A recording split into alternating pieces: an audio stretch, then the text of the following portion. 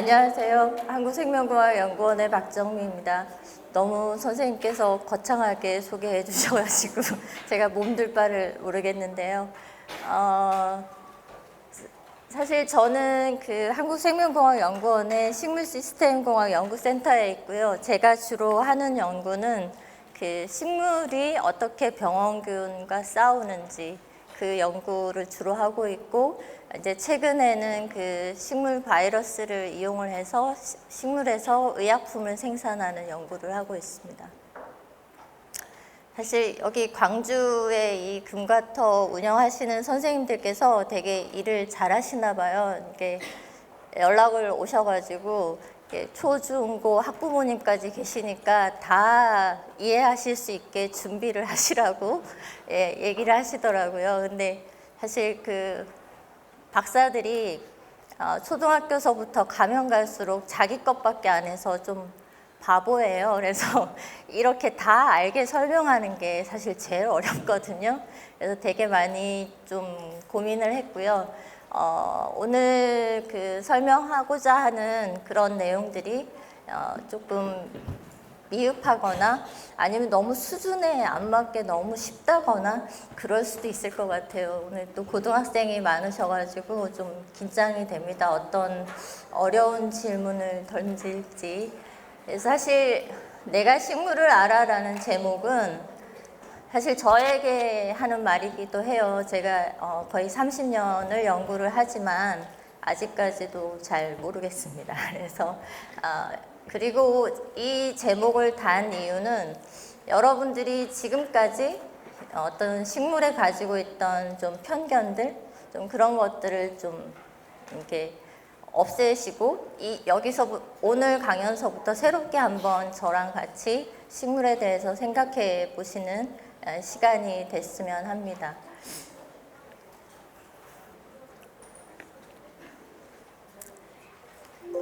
아이고.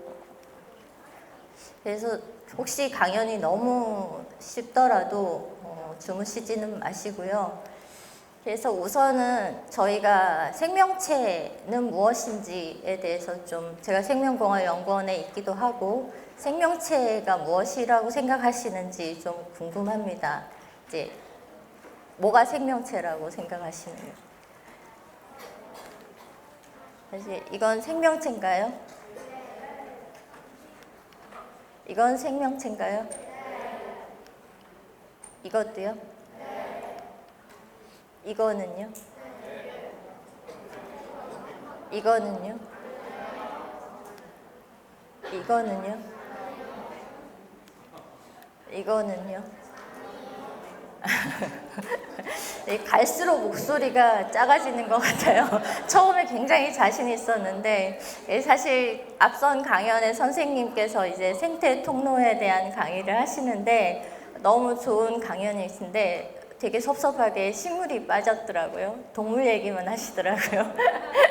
그래서 생태에서 가장 중요한 식물이 있거든요. 그래서 사실 과학자가 정의하는 생명체의 정의가 무엇인지 여러분들이 조금 더 확실하게 짚고 넘어가셨으면 해서 이렇게 얘기를 했고요. 사실 생명이라는 정의는 저희가 내린 겁니다. 이게 뭐 절대적이고 진리구가 아니고요. 지구에 있는 생명이라 함은 탄소와 물을 기본으로 하는 세포 형태를 취해야 되고 세대의 유전 정보를 전하는 이 기준, 세 가지 기준을 생명체라고 저희가 정의를 하고 있습니다. 근데 아까 트랜스포머가 생명체냐 할 때 조금 애매하셨죠. 근데 영화에서 보면 거의 뭐 생명체 같지 않아요? 예, 실제로 우주의 생명체를 저희가 정의하지는 않았습니다. 그러니까 저희가 지금 알고 있는 생명의 정의는 지구에 살고 있는 생명의 정의이고 우주에 어떤 생명체가 있다면 그것은 또 다른 정의를 내릴 수도 있기 때문에 트랜스포머는 그쪽 정의에서는 생명체일 수도 있는 거죠.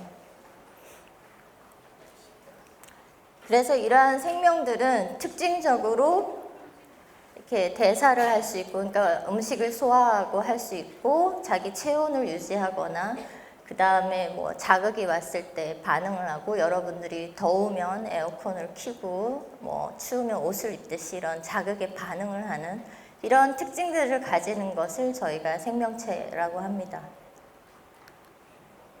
그래서 식물과 동물은 기본적인 생명체의 단위인 세포를 가지고 있고요. 여러분도 아마 초등학생들도 다 배우시다시피 이러한 기본적인 핵과 여러 가지 구조들을 같이 가지고 있습니다. 그래서 생명체의 기본 단위가 세포이고, 이 세포가 여러분들 레고 맞추듯이 여러분 몸 하나하나를 이렇게 다, 그러니까 여러분의 몸을 현미경으로 확대하면 이렇게 세포 하나하나로 이루어져 있는 겁니다. 네, 그래서 저희 눈에는 그냥 다 이어져 있는 것 같이 보이지만 실질적으로 이런 세포 하나하나로 레고처럼 이어져 있다는 거. 그러니까 저희들 실질적인 인생은 어떻게 보면 디지털 인생인 거죠. 이렇게 아날로그가 아니고요. 그래서 유전 물질에 대해서는 워낙에 요즘에 많이 강의를 하시니까 잘 아실 겁니다. 그래서 어떤 부모님의 그 자손에게 부모님의 형질이 그대로 전달될 수 있게 유전이라고 하죠. 그래서 부모님들이 항상 아이들한테 왜 이렇게 공부를 못하냐 뭐 이런 얘기를 하시는데, 알고 보면 부모님도 공부를 못하셨을 가능성이 유전이니까요, 그죠? 그래서 실질적으로 그러한, 제가 이게 이제 항상 식물을 같이 하는데 이게 뭐냐면 저희 속담에 어쨌든 콩 심은 데 콩 나고 팥 심은 데 팥 난다고 하잖아요. 근데 이것도 마찬가지입니다. 식물도 유전 물질이 똑같이 DNA를 가지고, 그래서 콩은 자손이 콩이 되고 팥은 팥이 된다는 거죠. 그래서 실질적으로 그러한 유전을 할 수 있는 기본 DNA를 가지고 있고, 이게 사람에서부터 이렇게 세포 하나하나로 이루어져 있고, 그 세포 안으로 들어가면 그 핵 안에 이러한 유전 물질이 이렇게 두 쌍으로 되어 있습니다. 그래서 한 쌍은 아빠, 한 쌍은 엄마한테서 여러분들이 받아서 여러분이 되는 겁니다. 근데 아빠랑 엄마랑 조금씩 다르잖아요. 약간의 변이가 와서 여러분들에게 다양성이 생기게 되는 겁니다. 그래서 사실 사람이, 여러분들이 모르겠어요. 저희가 어릴 때는 사람이 만물의 영장이라고, 뭐 사람이 최고다 이렇게 그렇게 배웠는데, 사실 그 DNA를 저희가 이제 다 분석을 한 결과 그렇다고 지금은 정의를 내리지는 않아요. 그래서 각자의 환경에 맞게 각 생명체들이 진화를 했다라고 얘기를 하고 있습니다. 그래서 DNA 개수를 비교를 해봐도 사람이 약 30억 개가 있다면은 이 아메바 같은 단세포가 670억 개가 있습니다. 그러니까 DNA 개수가 많다는 거는 그만큼 유전자가 많다는 증거가 될 수도 있고, 그러면은 굉장히 다양한 기능을 할 수도 있다는 가설이 될 수도 있거든요.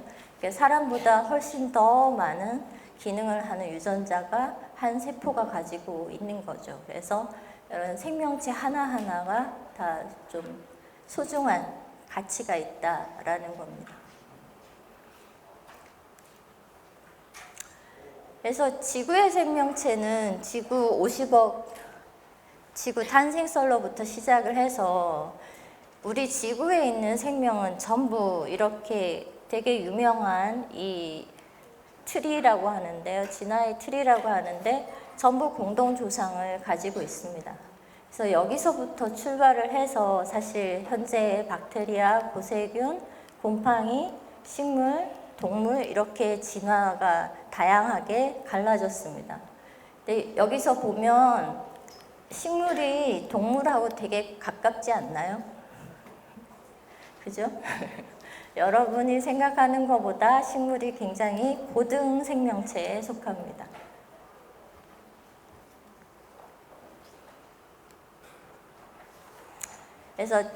그래서 식물은 무엇입니까?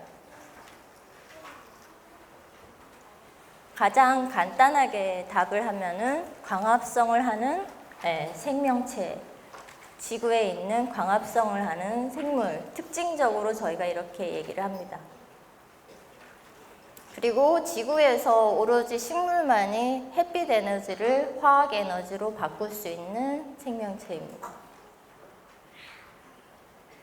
실질적으로 사람은 그 식물이 만들어준 환경 때문에 사실 이 지구에 생존을 하고 있다고 생각을 해야 하는데요. 식물로부터 산소도 제공받고 저희 여러 가지 집이나 뭐나 이런 거 다 하죠. 그리고 실질적으로 우주에 있는 우주인들이 거기 우주선 안에서 식물을 키우면은 사실 그 우주선 안에 1년, 2년을 있다 보면 되게 정신병 걸릴 확률이 높아진대요. 그래서 정신 건강 때문에 되게 우려를 하는데 거기 안에서 이제 식물을 키우면 굉장히 안정감을 느낀다고 합니다. 그게 왜 그러냐면 사람이 이제 항상 식물을 보면은 이것이 사는 곳이라고 생각하는, 살 수 있는 곳이라고 생각하면서 저희가 진화를 했기 때문에 식물을 보면 안정감을 느끼는 거죠. 그래서 최근에 이제 발표된 논문인데요. 지구에 있는 모든 생명체의 그러니까 질량을 계산을 해본 겁니다. 그러니까 총 질량을 계산을 해본 겁니다. 생명체만의 총 질량을 계산해 본 결과 지구의 80%는 식물이 차지하고 있다는 겁니다. 그래서 사실 외계인이 보면 지구는 식물의 행성인 거죠. 그래서 여기서 보면은 애니멀은 요만큼 있습니다. 그러니까 2기가톤이 있고 식물이 전체 80%의 생체 질량을 차지하고 있고요. 거기 동물 안에서도 사람은 0.06밖에 없습니다. 그래서 그런데 이 0.06 무게밖에 안 되는 사람이 사실은 이 지구의 환경을 굉장히 크게 변화시키고 있죠.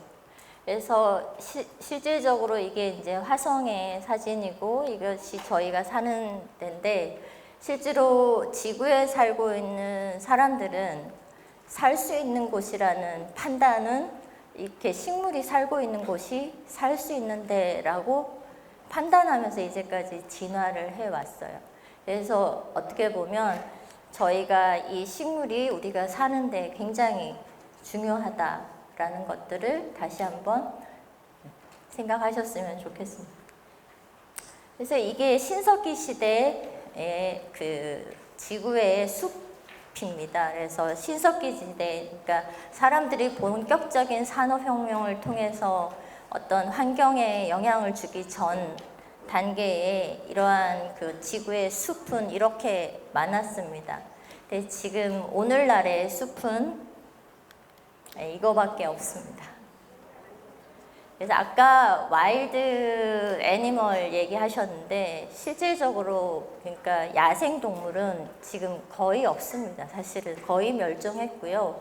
사실 저희가 보는 동물은 대부분이 가축들이 많습니다. 그래서 굉장히 많은 종이 멸종을 저희가 이제 하고 사람으로 인해서 멸종이 되고 있는 거죠. 그래서 오늘날에 저희가 기후변화를 겪고 있는 거고 사실 이러한 거에 대해서 저희가 오래전부터 걱정을 했고 거기에 대한 대비를 하는 연구들을 해야 한다고 했는데 사실 재작년서부터 겪는 이러한 지진이라든지 화재라든지 폭염이라든지 이러한 기후변화가 이렇게 기하급수적으로 빨리 올 줄은 상상을 못했어요. 약간 과학자들도 계산을 잘 그렇게까지는 못했었어요. 근데 이게 이 종의 멸종이 가속화되면서 실질적으로 이러한 기후변화라든지 지구의 생태계 변화가 굉장히 가속화되고 있는 것 같습니다. 그래서 항상 제가 좀 방송을 보면 항상 지구에서 가장 큰 생명체는 뭐야? 뭐 이러면 이제 고래가 나오고 막 이러는데 사실 지구에서 가장 큰 생명, 그러니까 동물이 아니라 그냥 생명이라고 하면 대부분의 타이틀은 식물이 가지고 있습니다.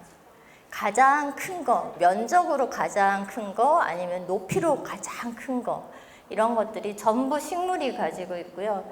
이게 지금 최근에 오스트레일리아 샤크만에서 발견된 건데, 이 식물 한 종이 축구장 27,500개 면적을 차지하고 있습니다. 그러니까 한 유전자를 분석한 결과 이게 단일종이라는 거를 이제 발견하게 됐고요.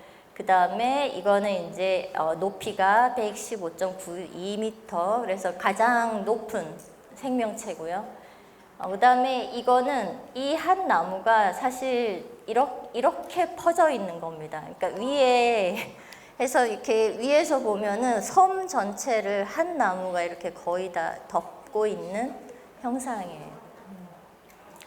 그래서 이것도 되게 유명한 이제 제너럴 셔먼이라는 나무인데, 이 나무 한 그루를 가지고 방 5간짜리 단독주택을, 요즘에 우리나라 주택 중요하니까요, 40채를 지을 수 있다고 합니다.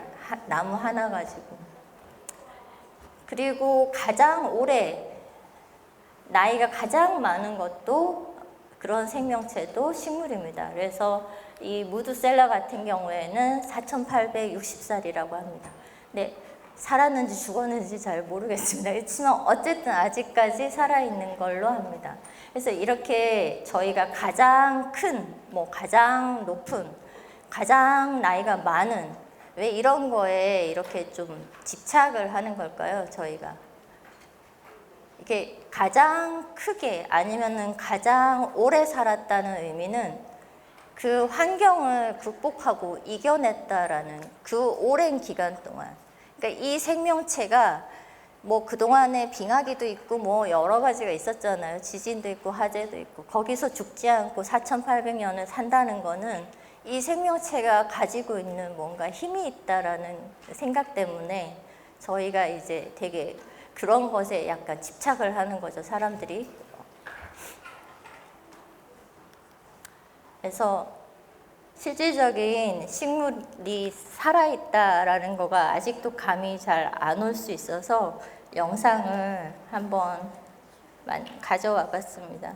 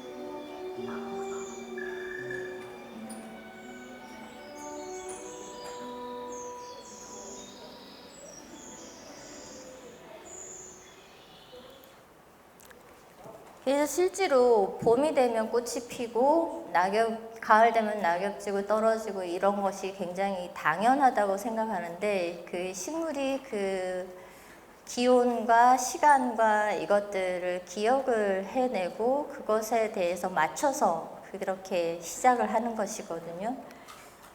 그래서 이게 항상 듣는 여러 가지 질문이, 이제 식물은 냄새를 맡을 수 있나요? 기억을 할 수 있나요? 서로 소통을 할 수 있나요?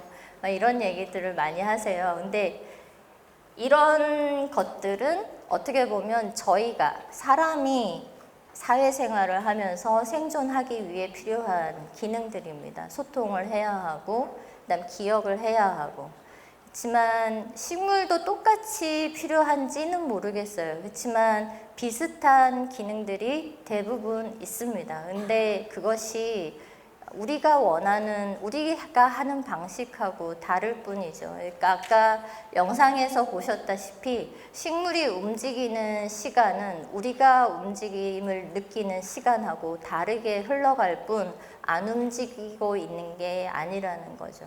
그래서 실제로 저희 식물 생명공학자들이나 이제 분자생물학자들이 하는 게 그러한 식물이 어떻게 기억을 하고 서로 어떻게 소통을 하고 거기에 관련되는 유전자들은 어떤 것인지를 밝혀내는 건데, 그것들 연구를 하다 보면 대부분이 동물하고 거의 유사한 유전자들을 사용합니다.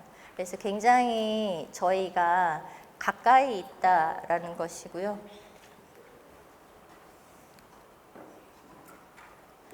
이건 두 번째 영상인데, 여러분들이 초등학교 때 이 과학 시간에 그 완두콩 키우기 이런 거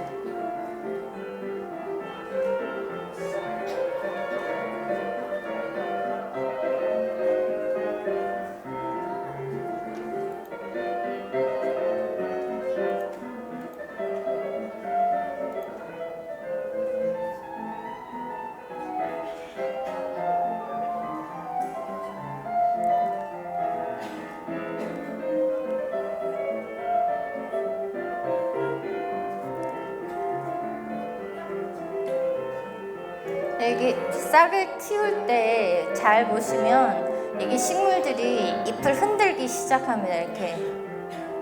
이게 그 충분히 내 공간이 확보됐는지를 알기 위한, 그러니까 내 햇빛을 받을 수 있게 주위에 거치장거리는 게 없는지, 그래서 돌면서 이제 확보를 합니다. 그리고 뿌리는 밑으로 내려가는데 실제로 이제 중력 때문에 내려가는다기보다는 물 때문에 내려갑니다. 그러니까 사실 저희가 우주에서 실험을 했는데 중력이 없어도 식물이 잘 자라요. 그래서 실질적으로 그 식물이 물을 찾아서 밑으로 내려간다고, 뿌리가 내려가는 것으로 이제 밝혀졌습니다. 그래서 실질적으로 이제 식물이 이런 환경에 적응하는 거를 보면은 이게 뿌리인데요. 이게 이제 그 대조구 컨트롤이고요. 그냥 이렇게 자라는데, 이거는 이제 이쪽 편에만 충분한 영양분이 있을 때와 다른 데는 영양분이 없을 때의 뿌리 자람입니다. 보시면은 식물이 영양분이 없는 곳은 잘 뻗어가지를 않아요. 그러니까 영양분이 많이 있는 토양만 인지해서 그쪽 편으로만 이렇게 뻗어가는 겁니다. 그래서 실제로 토양 뿌리 안에도 감각과 그다음에 자기가 필요한 인지 능력과 그런 것들이 있고, 사실 식물의 뿌리와 다시 지상에 있는 잎과 서로 또 소통을 해야 하거든요. 그래서 지금 아직까지 식물에, 그러니까 그 누가 대장이냐죠. 그러니까 뿌리가 대장이냐 아니면 잎이 대장이냐.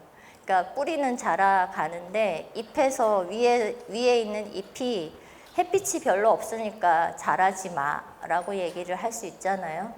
근데 또 뿌리는 밑에 물이 없어요. 물이 없는데 햇빛은 쨍쨍해요. 그러면은 이제 잎이 광합성을 막 하면 뿌리가 물이 없으니까 지금 자라면 안 돼. 이렇게 하면 누가 대장일까? 누가 그 컨트롤 타워일까? 이런 그것이 저희 어떻게 보면 브레인이 하는 일인데, 그런 부분에서 식물에도 뇌가 있다고 저희들은 생각을 하고 있습니다.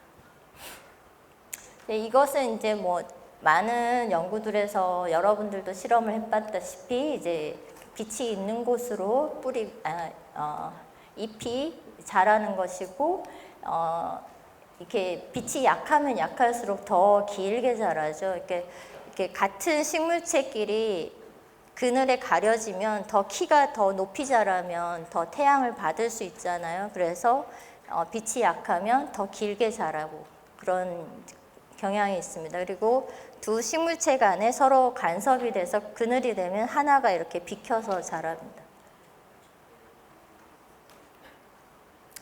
그리고 식물하고 식물끼리도 서로 이제 소통을 하는데요. 이제 그러니까 식물도 똑같이 친구도 있고 적도 있습니다. 그래서 적은 같이 영양분 경쟁을 하는 거죠. 그 다음에 뭐 햇빛 경쟁도 하는 거고, 그 다음에 그 기생식물도 있습니다. 우리 그 기생충처럼 뿌리가 없어요. 그 기생식물은 자기는 뿌리가 없이 다른 식물이 만드는 뿌리에 자기는 이렇게 딱 붙어서 그 식물이 만드는 영양분만 이렇게 뺏어 먹는 애가 있습니다. 그다음에 이제 긍정적인 작용은 서로 영양분을 공유한다는 건데, 이거는 뭐냐면 서로 필요한 영양분이 조금 달라서 그런 경우도 있고, 병원균 방어에도 도움이 되고. 그래서 이거는 경험에 의해서 농사 지으신 분들이 서로 이렇게 서로 좋은 작용을 하는 농작물들을 서로 곁에 이렇게 같이 심으시는 경우가 있어요. 그게 실질적으로 서로 도움이 되는 물질들을 분비를 하기 때문에 그렇게 됩니다. 이게 이제 아프리카에서 사실 식량난으로 굉장히 문제가 되고 있는 기생식물인데요. 스트리가라고 합니다. 그래서 이 식물을 보면은 이 옥수수에만 기생하는 겁니다. 그래서 이게 옥수수 알갱이고 이 스트리가의 씨앗입니다. 굉장히 작죠. 얘는 토양 안에서 뭐 몇백 년도 그냥 있을 수 있습니다. 옆에 옥수수가 없으면 발화를 안 합니다. 발화를 안 하고 있다가 옥수수가 내뿜는 물질이 딱 인지가 되면 그때 발화를 합니다. 그때 발화를 해서 여기 보시면은 얘가 이제 스트리가고요. 이게 이 하얀 여기 가느다란 게 옥수수 뿌리인데 거기에 이렇게 딱 붙어서 영양분을 흡수합니다. 그래서 이게 굉장히 문제가 되고 있고요. 이 씨앗이 또 굉장히 많고 작아서 이렇게 먼지처럼 퍼지거든요. 그래서 이게 방제하기도 굉장히 어려운 그러한 식물입니다.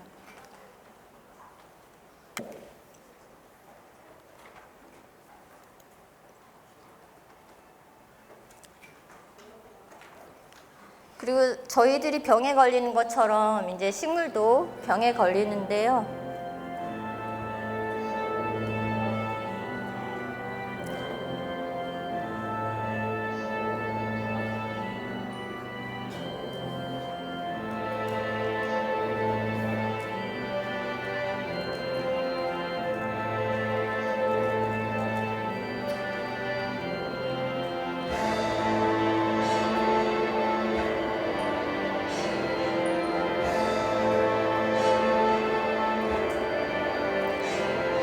이게 물을 충분히 주는데도 갑자기 식물이 시들어 죽는 경우가 있어요.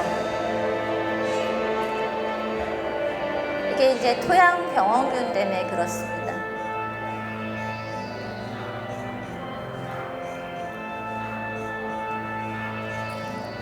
그래서 이게 병에 걸린 식물의 줄기를 여기다가 갖다 놓으면 얘도 병에 걸리고, 결국엔 이 병원균이 쭉 퍼져서 여기 있는 식물들은 다 감염이 되는 거죠. 그래서 감염을 시키지 않은 식물체와 감염을 시킨 식물체를 동시에 비교를 해보면 아까 말한 대로 이렇게 동글동글 돌죠. 이렇게 자기 공간 확보를 하는 겁니다.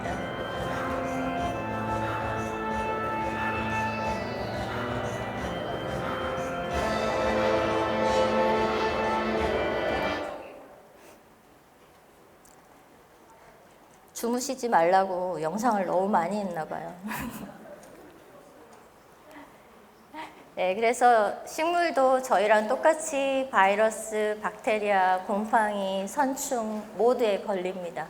그래서 거기에 대해서 식물이 저희 면역처럼 다 가지고 있고요. 거기에 대한 연구가 굉장히 중요한 연구예요. 왜냐하면 농작물의 피해가 얘네들에 의해서 많이 일어나거든요.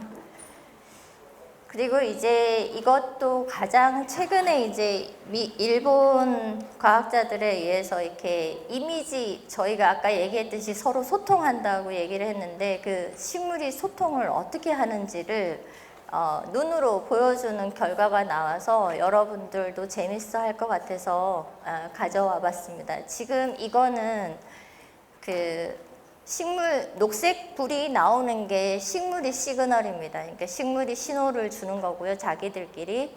지금 이 상황은 어떤 상황이냐면 진드기가 식물을 공격을 하는 거예요. 그래서 그 식물을 공격을 할 때 식물이 어떻게 하는지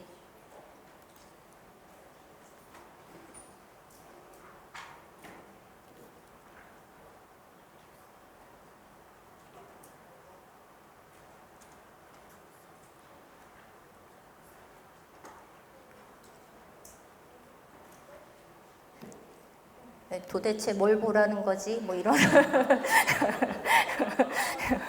그죠? 다시 볼까요?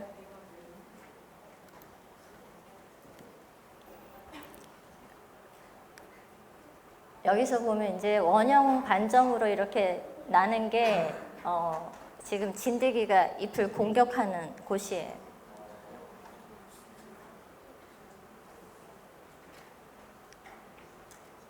여기는 한 번도 안 나오나? 나왔어요. 옆에 걸로 한 번 더 볼까요?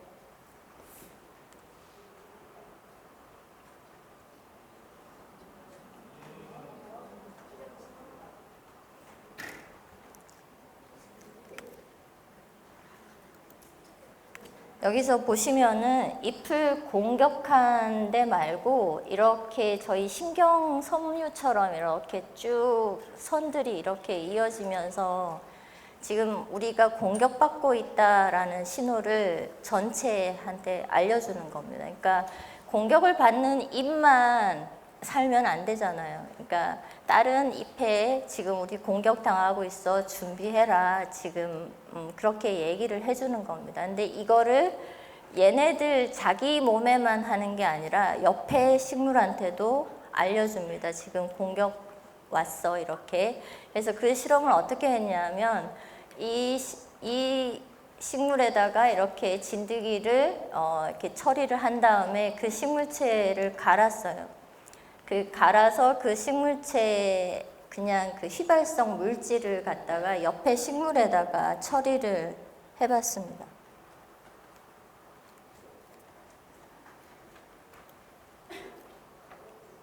네, 보이시나요? 너무 확실하게 보이죠? 그러니까 이거는 어떻게 했냐면 저희 뭐 빨대 같은 걸로 여기 옆에다가 이렇게 물질을 갖다 준 거예요. 그랬더니 얘가 바로 지금 얘는 아무 공격을 받은 식물이 아닌데 그냥 물질이 받자마자 이렇게 자기 몸 전체에다가 옆에 지금 공격받고 있어, 지금 병원균이 왔대, 이런 신호를 이제 알려주는 겁니다.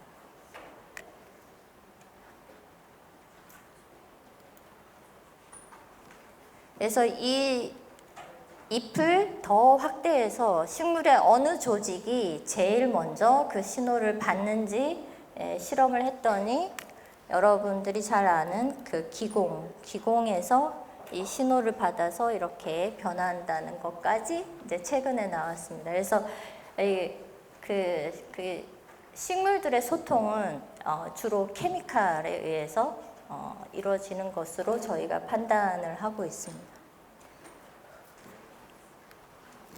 그래서 어쨌든 저희는 동양 사람이고 동양과 서양이 식물을 대하는 태도가 굉장히 달랐어요.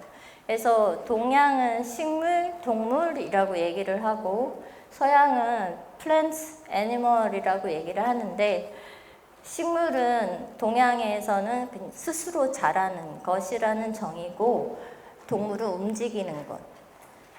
플랜츠는 발뿌리를 가진 것, 애니멀은 호흡하는 것, 생명체. 이게 무슨 차이가 있는지 아시겠어요?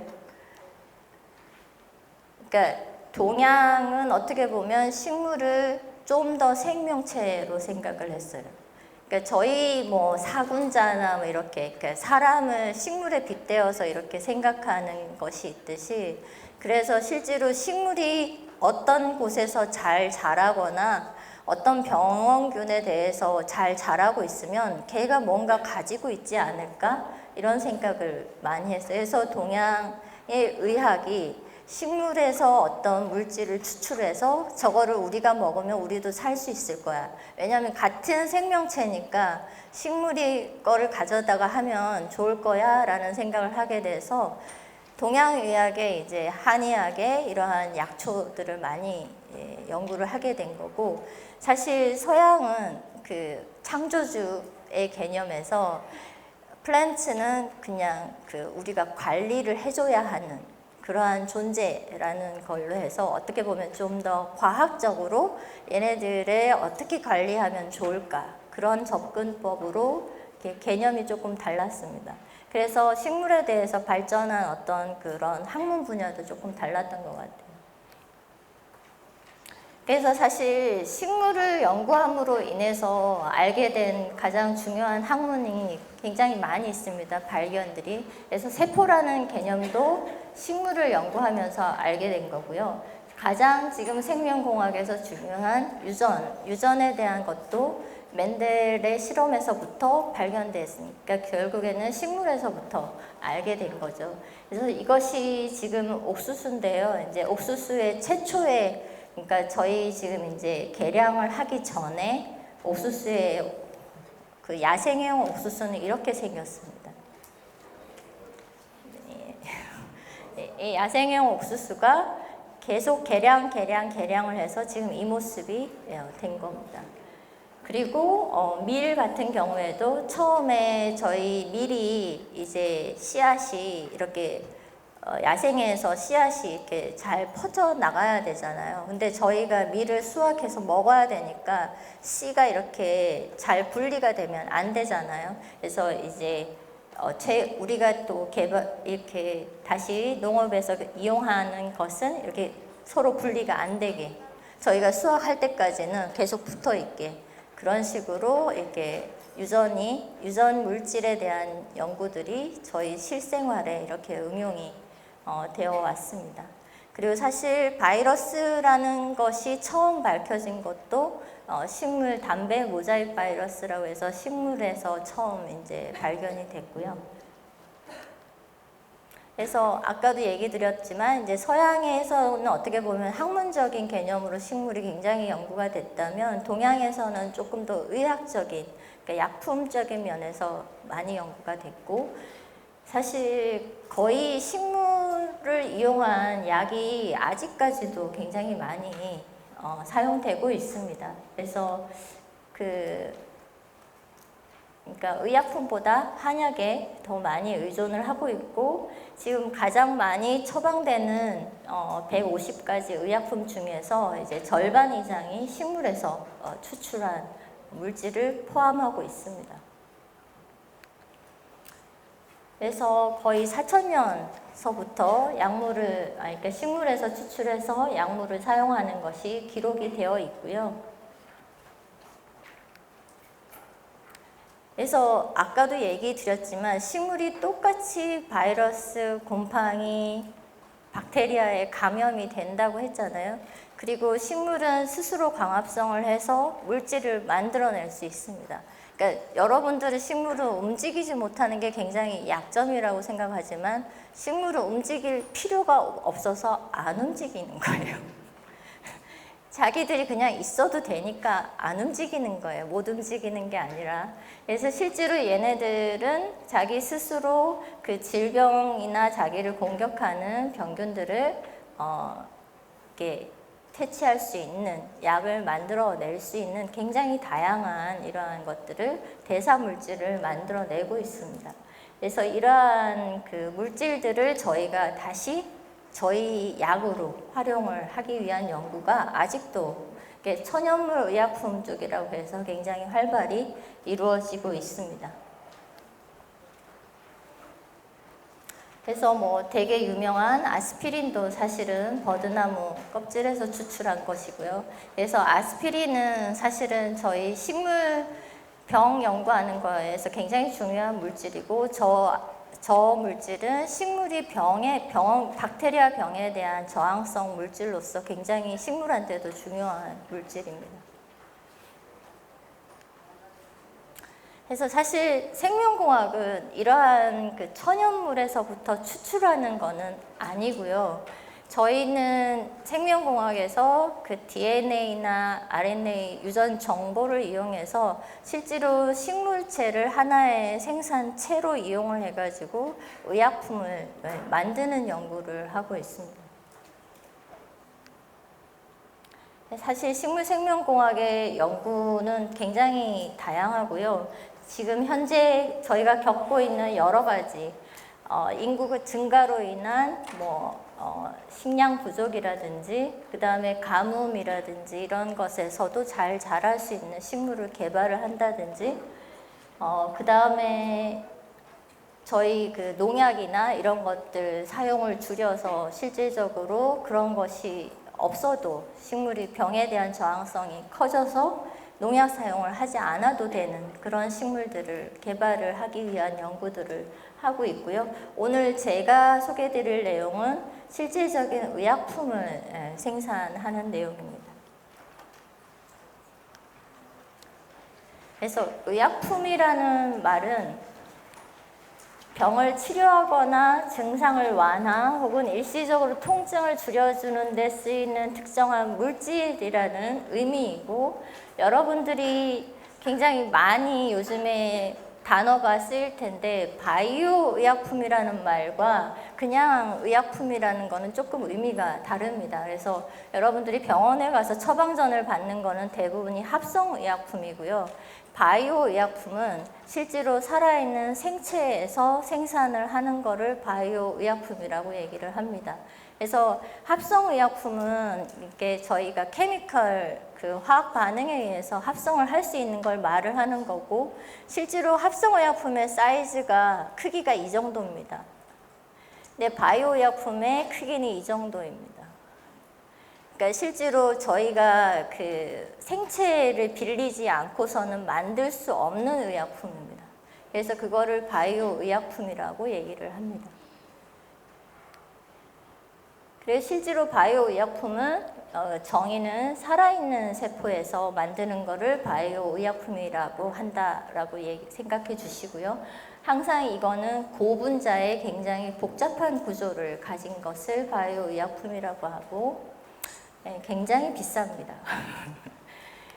그래서 그러한 그 용어들이 차이가 있다라는 것을 아시면 좋을 것 같고, 그래서 실제로 그 바이오 의약품도 1세대, 2세대, 3세대까지 지금 와 있고 지금 4세대까지도 얘기를 하고 있는데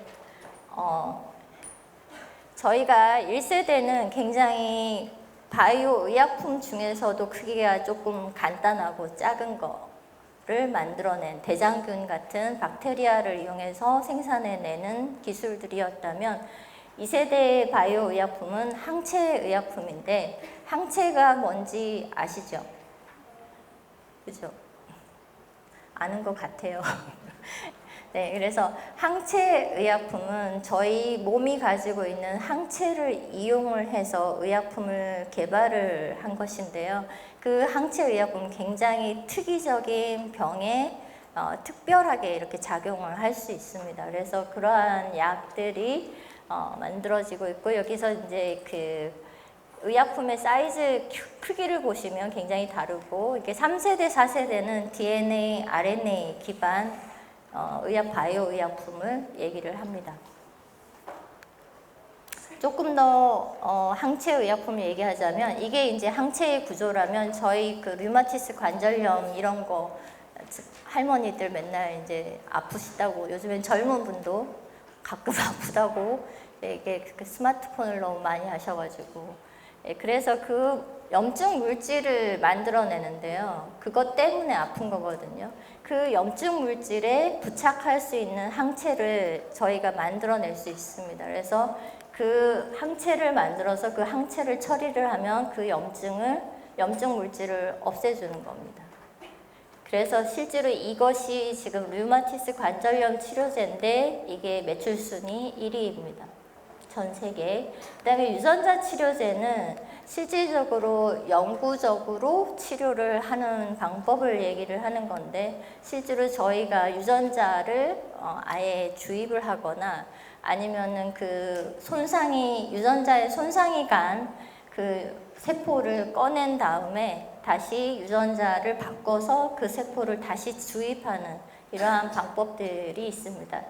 최근에 하나의 약품이 허가를 받았는데, 그게 이제 척수성 근 위축증이라는 이건데, 이것이 노바티스라는 굉장히 유명한 이제 의약품 회사인데, 여기서 이제 그 유전자 치료제로 졸겐스마라고 했는데, 이거 한 번 치료에 21억입니다. 그래서 이게 실질적으로 이러한 치료제가 이제 나오고 있습니다.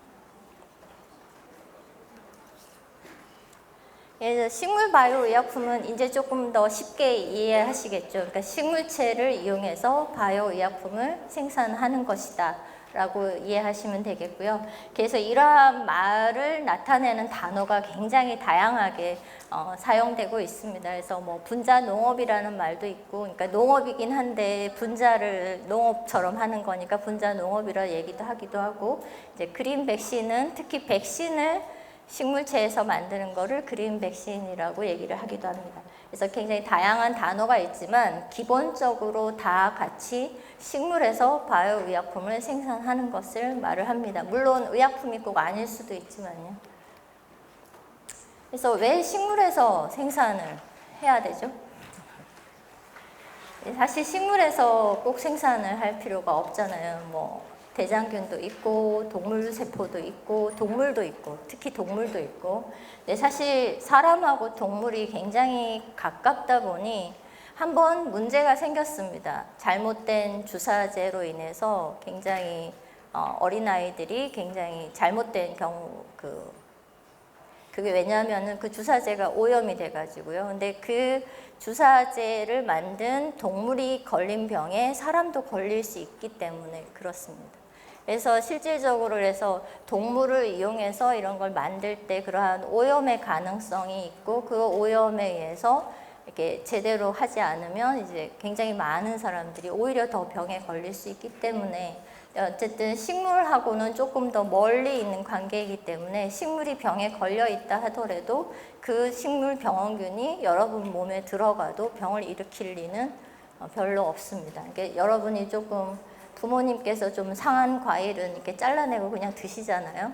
근데 걸릴 일이 없다고 생각하시기 때문에 그렇습니다. 그리고 실질적으로 식물을 키우는 데는 굉장히 경제적입니다. 예, 뭐 특별한 어떤 그게 필요 없으니까요. 근데 이제 동물 세포라든지 이런 걸 키우기 위해서는 굉장히 비용이 많이 들어가지고요. 그래서 이런 것들이 식물만 있으면 다른 것이 필요 없다가 아니라 굉장히 다양한 저희가 이런 생산 시설들을 가지는 것이 필요하다. 왜 이러한 것이 더 필요성이 커졌냐 하면, 저희가 이제 코로나를 겪으면서 이렇게 급작스럽게 백신이 많이 필요해진 경우를 저희가 겪어보지를 못했거든요. 그래서 그러한 그 동물의약품은 그렇게 급작스럽게 시설을 늘릴 수가 없습니다. 그래서 원래 기존의 생산 방식으로는 백신을 만들 수가 없었고요. 그래서 택한 게 사실 그 RNA 백신, 모더나 백신 이런 건데, 사실 또 그게 코로나가 아니었으면 절대로 또 허가가 안 됐을 일인데, 그것이 또 그러한 기회로 인해서 또 허가가 되게 되었습니다. 그래서 사실 그 RNA 백신이라든지 DNA 백신이 허가가 되면서 어떻게 보면 아까 소개해드린 제3세대, 4세대 바이오 의약품의 발전이 더 가속화됐습니다.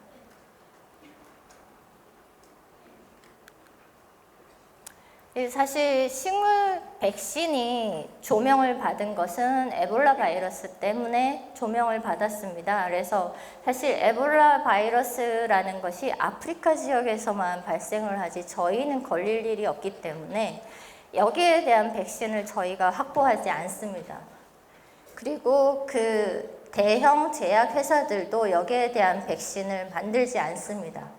왜 만들지 않냐면 살 사람이 없으니까요. 네.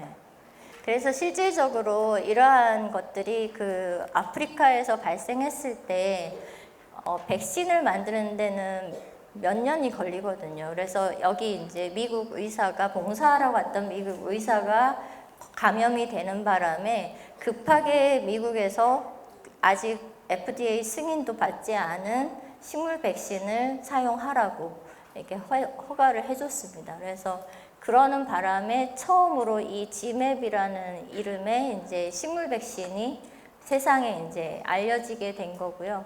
그래서 실제로 시도해 보지 않은 새로운 시스템도 이거에 의해서 사람들이 좀 항상 새로운 거는 두려움이 따르잖아요. 그래서 그렇지만 그거 외에는 다른 방법이 없을 때 그럴 때는 할 수밖에 없는 또 선택이 되게 되고 그걸로 인해서 또 한 걸음 또 발전을 할 수 있는 기회가 되기도 합니다.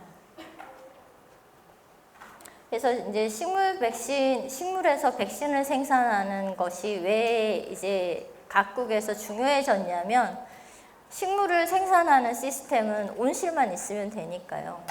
저희가 필요할 때는 얼마든지 생산량을 늘렸다가 필요 없을 때는 없애버릴 수가 있는 그런 시설이 되니까 어떻게 보면 비용적으로도 국가의 재정적으로도 굉장히 필요한 연구라는 인식이 생겼습니다. 그리고 실질적으로 저희가 아까 얘기 드렸지만 대장균이나 이러한 동물 세포에서 여러 가지 의약품을 생산하는데 사실 식물에서 만들었다 그러면 어떻게 보면 사회적으로 조금 더 허용이 돼요. 사람들이 조금 더 안전하다라는 또 생각이 있어가지고 그래서 실질적으로 그 고셔병 치료제가 식물 당근 세포에서 만들어져서 승인을 받았습니다. 그래서 그 백신을 생산하는데 식물을 이용을 하는 경우에는 8주에서 12주가 걸립니다. 그렇지만 원래 저희가 가지고 있는 백신 개발 시스템으로는 원래는 1년에서 3년이 걸립니다. 그래서 이러한 식물을 이용하는 시스템이 굉장히 이렇게 급격한 이머징 디지즈 발생을 하는 의약품이 필요할 경우에는 이러한 것들이 생산 시스템이 필요하겠다라는 게 국가적으로 요구도가 커졌고 거기에 대한 이제 연구비가 생겨서 저희들도 연구를 하고 있습니다. 그래서 어떻게 보면은 간단하게 식물에서 어떻게 백신을 만드는지 이렇게 그림을 보시면 이렇게 저희가 유전자를 잘라서 그 다음에 이게 박테리아 안에서 그 유전자를 증폭을 시키고 그 유전자를 다시 식물체에 옮겨줄 아그로박테리움이라는 또 박테리아가 있습니다. 이 아그로박테리움이라는 박테리아는 식물에 감염을 해서 식물의 그 핵 안에 DNA 안에 자기 DNA를 이렇게 씹는 애예요. 그래서 그 박테리아를 이용해서 저희가 원하는 유전자를 식물체 내부에다가 삽입을 할 수 있습니다. 그렇게 해서 삽입을 해가지고 그러면은 한 3일만 있으면 단백질이 만들어집니다. 그래서 뭐 실제로 식물에다가 어떻게 하는지 보시면 너무 간단해서 웃으실 수도 있는데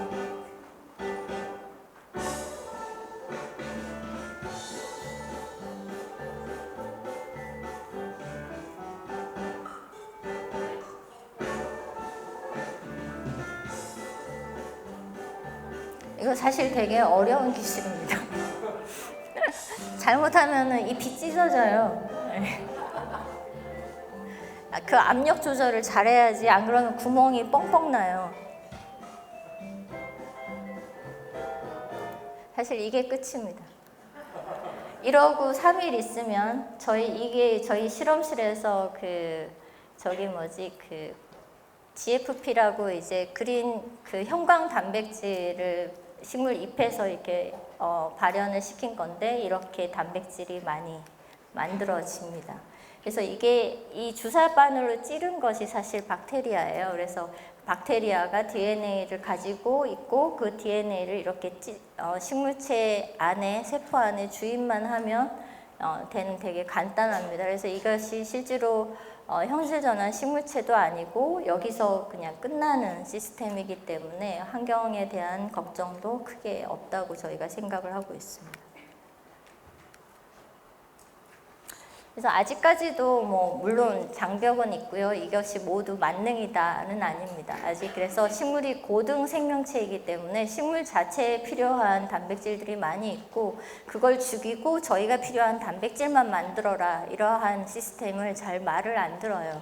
식물이 그래서 그러한 장벽들을 넘는 연구를 하고 있고 그다음에 이러한 대량 생산 공정 시스템이라든지 아직 승인 과정이라든지 이런 국가 규제나 이런 것들이 아직 넘어야 할 산으로 남아 있습니다. 그래도 저희 포항공대 기반의 이제 벤처 회사에서 이건 포항공대가 아니구나. 네, 이게 최근에 이러한 그 항체 치료제를 생산했다라는 연구나 이런 것들이 발표가 되고 있고 실제로 벤처 잠깐만요. 네. 여기가 이제 포항공대인데 벤처 기업에서 실제로 그 사람 대상으로까지는 아니지만 가축을 대상으로 한 백신을 생산을 해서 팔고 있습니다. 그래서 이거는 다양한 이제 외국계 회사들이 이러한 연구들을 하고 있고요. 그래서 옛날에 저희가 동화책 읽으면은 소 주고 콩나무 하나 받아온 거 굉장히 그 스투피드한 일이었다고 얘기하지만 이제는 그 콩나무가 그거보다 훨씬 더 큰 가치를 가진 그런 일이 있는 것 같습니다. 들어주셔서 고맙습니다.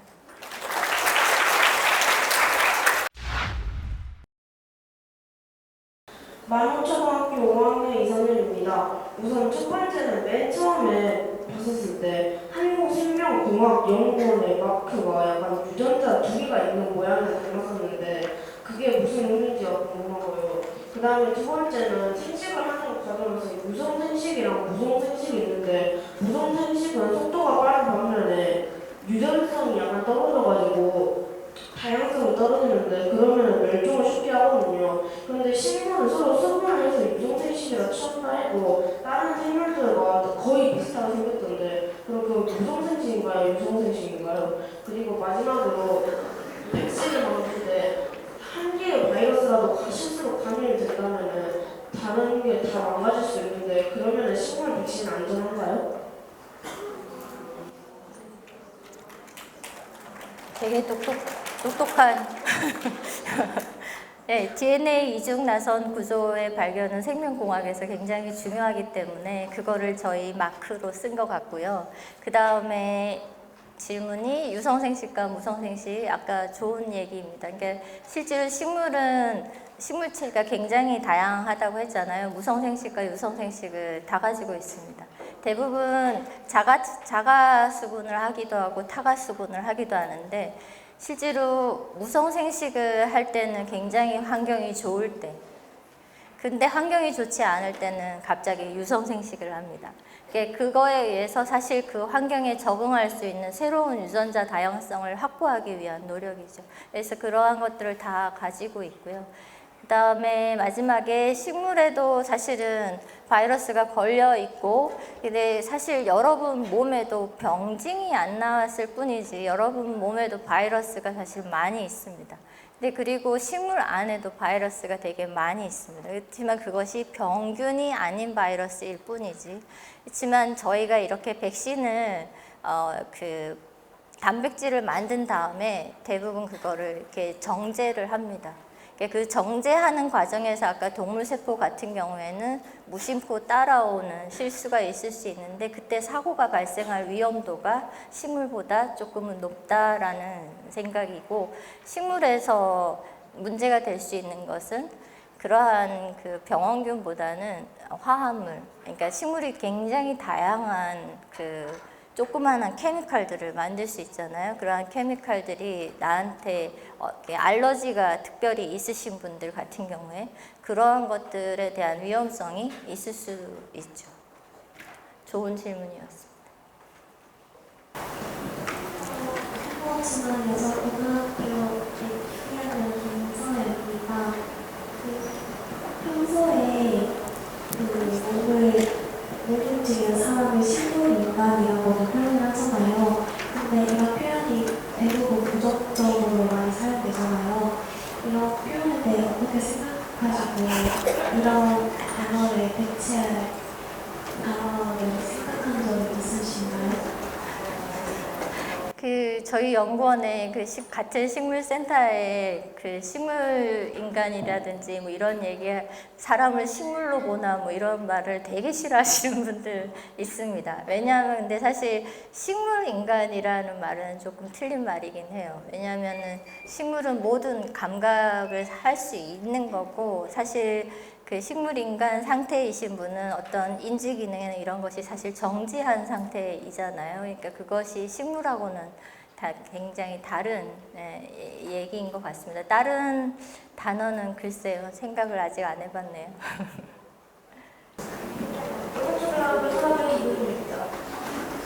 같은 화분에 같은 종류의 식물을 여러 번 심었을 때 병원균에 감염돼서 죽어도 살아남은 식물이 한 폭이 정도 있는데 그러면 그 식물이 병원균을 스스로 이겨내거나 사람처럼 치유하는 형체가 생기는 거나요? 되게 좋은 질문이네요. 제가 연구하는 부분입니다. 여러분들이 코로나 바이러스를 동시에 뿌렸는데 다 걸리나요? 안 걸리죠. 어떤 분은 거기에 대한 또 저항성을 가지고 있기도 하잖아요. 실질적으로 그게 이제 유전적 다양성 때문에 그렇습니다. 기본적으로 그냥 건강해서 안 걸리는 거 말고요. 그 병원균하고 어떤 특별한 유전자가 상호작용을 해야지 병에 걸리거든요.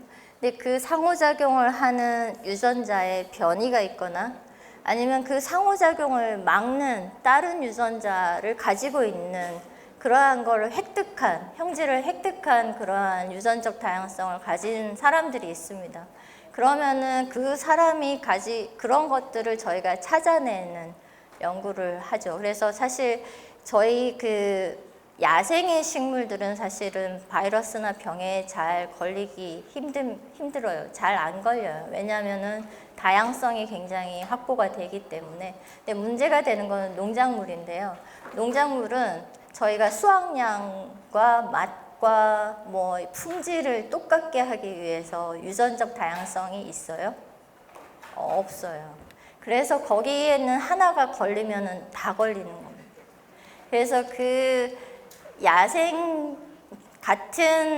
예를 들어서 토마토에도 야생 토마토가 있거든요. 그 야생 토마토에서 걸리지 않는 저항성 유전자를 저희가 찾아내서 실제로 작물 쪽 편에 저항성 유전자만 다시 넣어주고 이런 일들을 연구를 하고 있습니다. 그거 중학교 2학년 양다현입니다.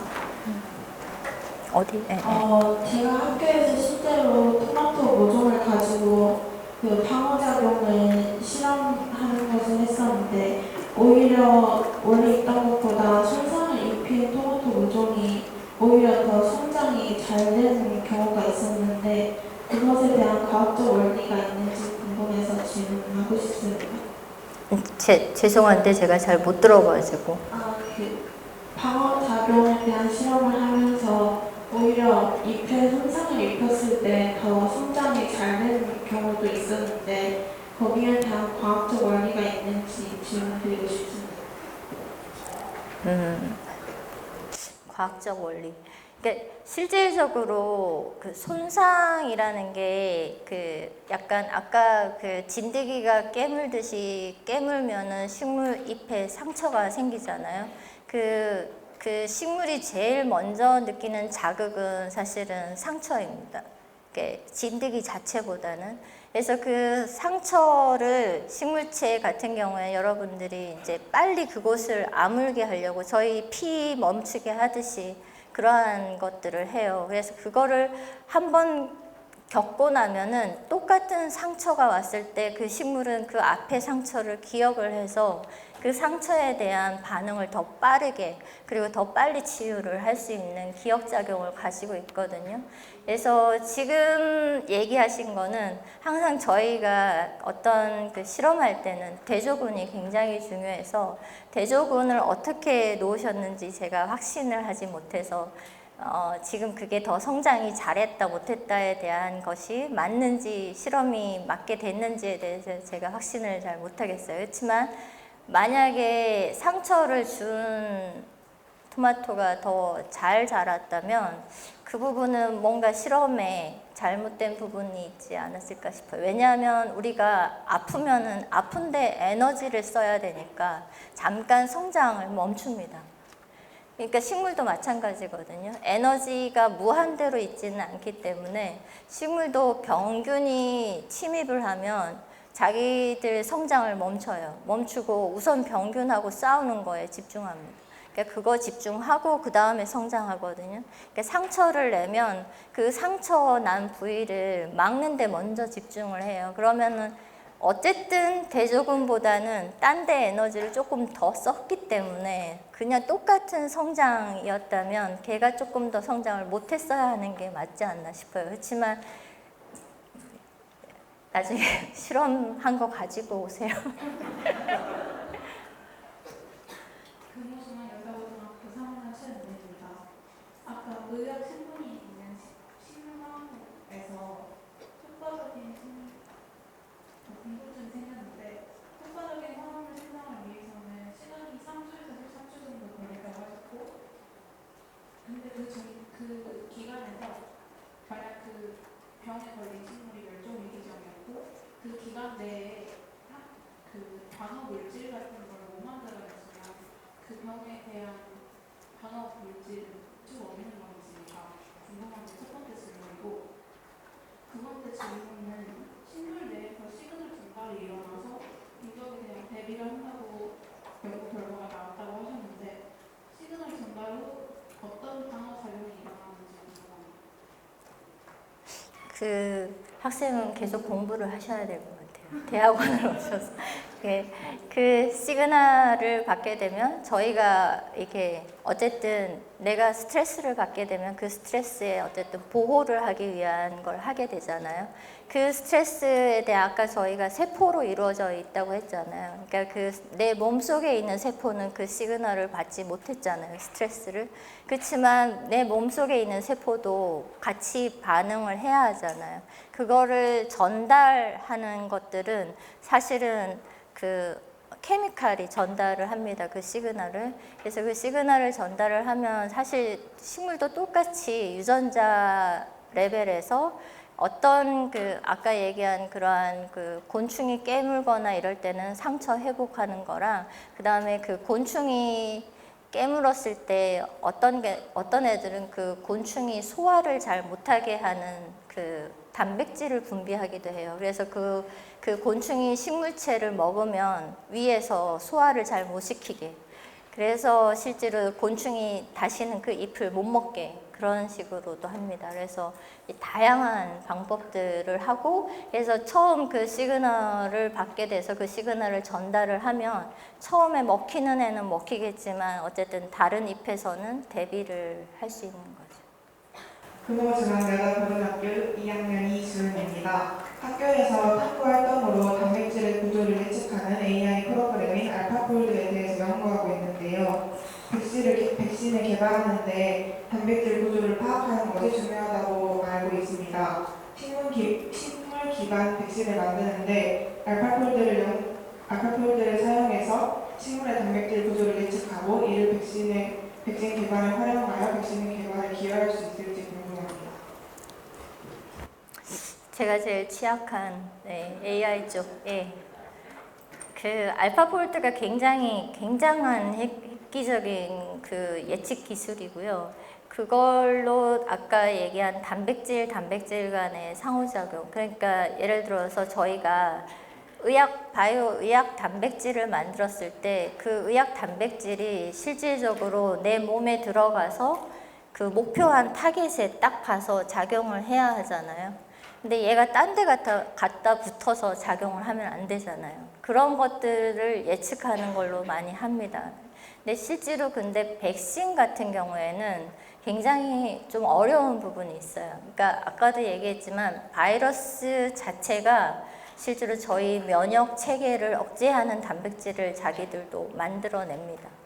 그래서 저희 코로나 바이러스 같은 경우에 재감염이 잘 되죠. 그러니까 한 번 걸리면 다시 안 걸리는 바이러스가 있는 반면에 재감염이 계속해서 일어나는 바이러스가 있어요. 그게 실제로 우리가 가지고 있는 B세포, T세포에 의한 면역을 억제하는 기전을, 그러니까 어떤 작용을 그 바이러스도 가지고 있거든요. 그래서 저희가 어떤 단백질 구조만으로 여기가 백신이 된다 이런 것들을 사실 지금은 예측하기는 쉽지 않고요.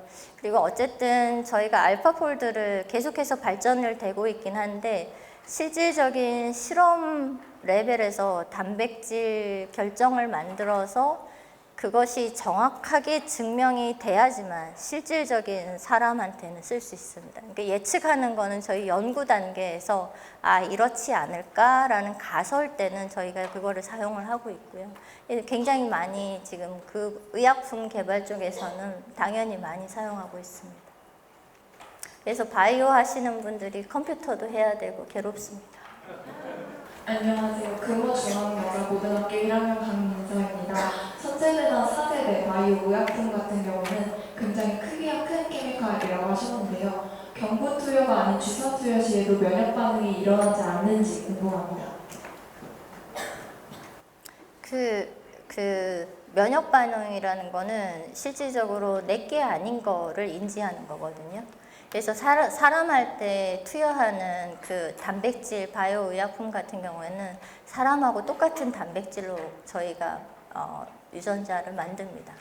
실제로 그래서 식물에서 저희가 사람을 대상으로 하는 의약품 단백질을 만들 때는 사람과 똑같은 단백질을 만들 수 있게 사실 그 식물체를 좀 변형을 저희가 해야 하고, 그렇게 할 수 없을 경우에는 1차적으로 식물에서 단백질을 만든 다음에 사람 단백질하고 똑같은 어떤 단백질 변형 과정을 다시 2차, 3차적으로 추가적으로 해야 하는 경우가 있습니다. 그래서 만약에 의약품이 들어가서 그러한 반응을 일으키면 쇼크, 잘못된 의약품 승인이 안 납니다.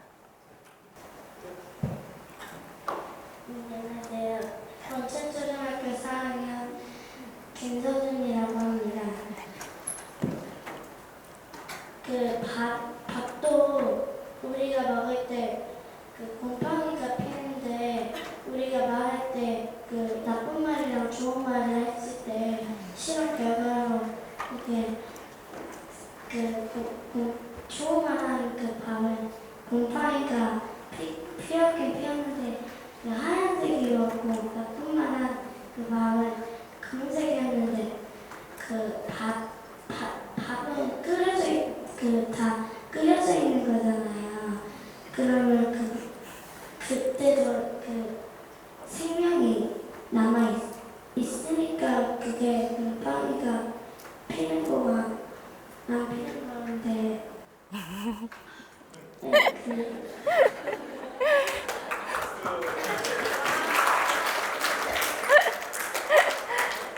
어떠신 것 같아요?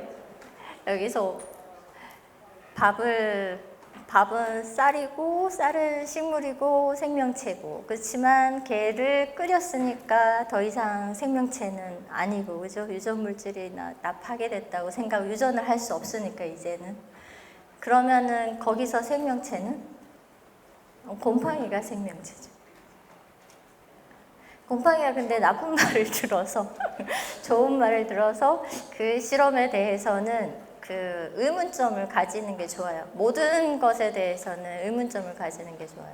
그러니까 나쁜 말이라고 얘기를 했지만 저희가 그 실험에는 항상 똑같은 조건에 하나 알고 싶은 것만 다르게 해야 되거든요. 나쁜 말이라는 것과 좋은 말이라는 거는 너무 범위가 커요. 그러니까 나쁜 말을 할 때는 소리를 질렀나, 좋은 말은 작게 했냐, 그 다음에 좋은 말은 짧게 하고 나쁜 말은 길게 했냐. 그게 사실은 그 식물이든 곰팡이든 파동으로 영향을 받을 수 있습니다. 예, 식물 같은 경우에도 실제로 소리를 듣는다 이렇게 얘기를 하지만 물이 흘러가는 소리에 대한 파동을 느껴서 뿌리가 뻗어갈 수 있습니다. 그러니까 그러한 것들에 대한 것들을 내가 왜 그렇게 되는 현상을 관찰을 하면 왜 이렇게 됐을까에 대해서 내가 어떻게 밝혀낼 수 있을까에 대해서 조금 선생님의 도움을 받아가면서 해보면 되게 재미있는 실험이 될 것 같아요. 재미있는 질문이었어요. 사실 제가 대전에서 오면서 금요일이라서 없으실 것 같았거든요. 이 소중한 금요일을 설마 이 공부하는 데 쓰실까. 근데 너무 많이 오셔가지고 굉장히 좀 인상이 깊었고 제가 정말 이 시간을 헛되게 하지 말아야 할 텐데 라는 생각을 좀 많이 했던 것 같습니다. 그래서 사실 그 처음에 고등학생들이 많아서 약간의 의심은 했어요. 담임 선생님 혹시 가라고 한 건 아닌가. 그래서 사실 생명체라는 것이 굉장히 여러분 주변에 굉장히 많이 있고 사실 아까도 보셨지만 지구에서 생명의 기원은 하나이고 거기에서부터 다 이렇게 이어져 있습니다. 그리고 사실 여러분 한 분 한 분의 생명은 이어지지 않으면 사실 여기 이 자리에 있으실 수가 없거든요. 그렇기 때문에 여러분 한 분의 생명이 굉장히 소중한, 굉장히 긴 시간을 여러분 DNA에 할아버지 그 DNA가 다 여러분 안에 있다는 생각을 하셔서 내가 굉장히 다양한 능력을 가진 다양한 정말 소중한 존재라는 생각을 하셨으면 좋겠고 그와 더불어서 여러분 주위에 있는 흔하게 보는 식물이 굉장히 중요한 기능을 하고 있고 가끔씩 한번 봐주세요.